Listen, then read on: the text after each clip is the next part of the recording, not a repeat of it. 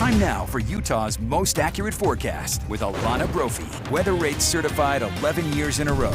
It is a stunning close to the work week throughout the state. In northern Utah, we've got plenty of sunshine, just a little bit of cloud cover as we look towards the Oakers. Temperatures have climbed into the 70s in northern Utah. That high pressure flexing throughout the western United States. We've got a pattern change, though, right around the corner that I'm going to walk you through that brings impacts to your weekends. Some cooler temperatures moving in, and when to expect that wet weather, because you know it's coming. Live look from our Dixie Tech camera showing St. George, Washington County, just so pretty. They've moved into the 80s at this hour, so the heat is on. We're way above average.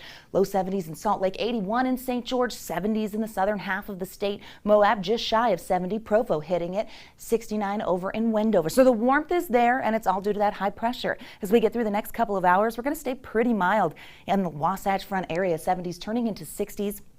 Clear skies as we head into the overnight, which means overnight temperatures will get chilly, but they're not going to be that bad. Very mild really throughout the state because of that area of high pressure. You notice on the satellite radar changes are on the way. A cold front is tracking towards the Beehive State, and that's going to impact us for our Saturday and into Sunday. It does bring increased cloud cover, which you're going to notice there. You see it on satellite, and we head into tomorrow. This area of low pressure tracking through the Pacific Northwest will send that front our way, and we get breezy and windy conditions to follow after the front moves through. Very gusty, and then as we head into Sunday, we will see those cooler temperatures statewide. All right, let's talk about the winds, because we already have a brand new wind advisory posted that goes into effect tomorrow afternoon at 1 p.m. It includes Castle Country, the western Uinta Basin, and portions of southern Utah like Kanab, near Lake Powell and Escalante. So a heads up there. Downslope winds will get gusty. Could see 55-mile-per-hour wind gusts, so a heads up. Secure loose objects now. Futurecast shows us the changes in motion. Now, this mostly dry front slides through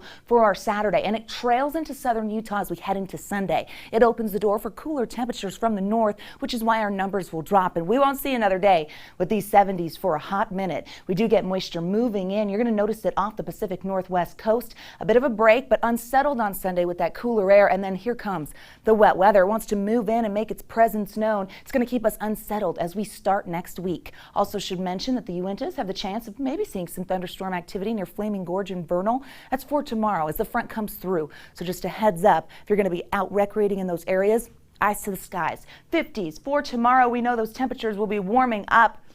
We are going to drop after that front comes through. 80s in St. George. They really will see that change as we head into Sunday. 82 in Moab tomorrow, upper 60s in Price. And again, that cloud cover will limit some of our daytime heating. Temperatures in the next 7 days in Washington County. Well, we're going to fumble just a little bit, falling back into the 70s, and we do get a chance of some wet weather on Tuesday. Now, that is down in southern Utah. In the north, we get a better chance, and it's not just valley rain. This cold system could bring the chance of some additional spring snow. Look at how those temperatures drop.